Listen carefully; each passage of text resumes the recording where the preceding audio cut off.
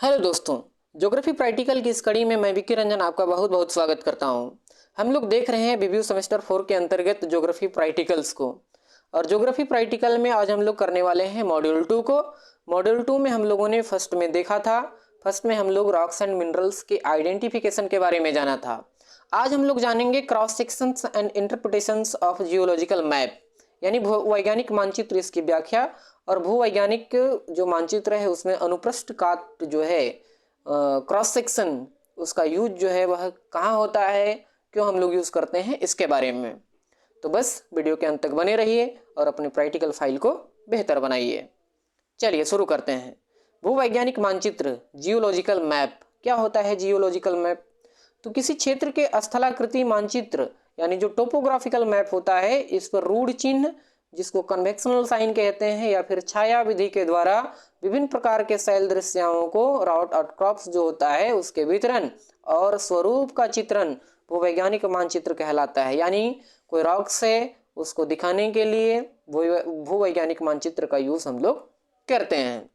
दूसरे शब्दों में अगर सीधा सा कहें तो भूवैज्ञानिक मानचित्र में किसी प्रदेश की धरातलीय बनावट के साथ साथ उस प्रदेश के शैल संस्तर, जो रॉक बेड्स होते हैं, इसके जो दृश्यांश होते हैं उसके वितरण, संस्तर के नमन की मात्रा यानी जो झुकाव कितना है, अमाउंट ऑफ डीप यानी गहरा कितना है, व दिशा, विभंग रेखाएं, फ्रैक्चर लाइन उसमें, एवं वलन अक्ष जिसको एक्सिस ऑफ फॉल्ट कहते हैं, फॉल्ट का जो एक्सिस है वह कैसा है। इन सारी चीज़ों को अगर हम लोग प्रदर्शित करते हैं किसी मैप पे तो वही कहलाता है जियोलॉजिकल मैप।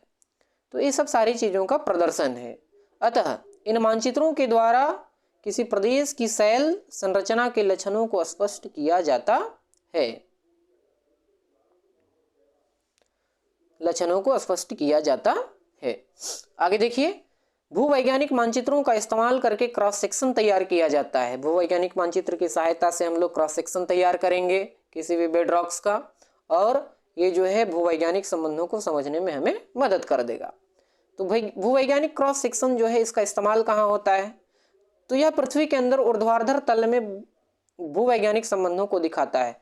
यह पृथ्वी के अंदर ऊर्ध्वाधर तल में भूवैज्ञानिक संबंध को दिखाता है। दूसरा है भूवैज्ञानिक डेटा की व्याख्या करता है और इसकी प्रस्तुति में हमें मदद करता है। खनिज पदार्थों की खोज एवं उससे निकलने एवं उसके प्रबंधन में सहायक, उसमें कितना मजदूरी होगा, कैसे क्या, सारा कुछ जो है वह इससे पता चल पाता है।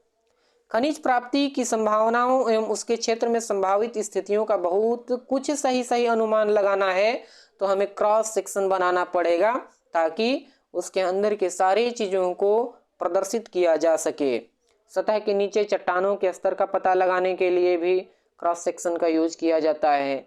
कटाव से पहले जमीन के ऊपर जो चट्टान था उसका आकार क्या था, वह कैसा था, ये सारी चीज़ों की जानकारी के लिए हम लोग क्रॉस सेक्शन का यूज करते हैं। आइए यहाँ पे देखते हैं, एक बेडरॉक बनाया हुआ है। अब बेडरॉक में हम लोग जो साइड का भाग देखते हैं इसी को हम लोग क्रॉस सेक्शन कहते हैं। ये जो हमारा दिख रहा है क्रॉस सेक्शन। आप अगर किसी नदी वाले किनारे में गए होंगे तो पानी के कटाव से वो मिट्टी का क्रॉस सेक्शन हमें दिखाई देता है, वैसा ही जो बेडरॉक्स होते हैं जमीन के अंदर उसका क्रॉस सेक्शन अगर हम लोग बनाएंगे तो हमें भूवैज्ञानिक मैप का इस्तेमाल करना पड़ेगा। तो बस इतना ही था, इतना ही आपको अपने कॉपी में नोट डाउन करना है, और अगर इतना कर देते हैं हम लोग तो हम लोगों को अच्छा मार्क्स जो है वह मिल जाएगा। या मॉड्यूल 2, इसमें हम लोग बी को देख रहे हैं, cross section and interpretations of geological map. अगर आपको इसका पीडीएफ चाहिए तो हमें कांटेक्ट करें 7542858604 पे। और अगर वीडियो अच्छा लगा होगा तो मेरे चैनल को सब्सक्राइब कीजिए और शेयर बटन पे शेयर कीजिए। आज के लिए बस इतना ही, मिलते हैं फिर नेक्स्ट वीडियो में। बहुत बहुत धन्यवाद।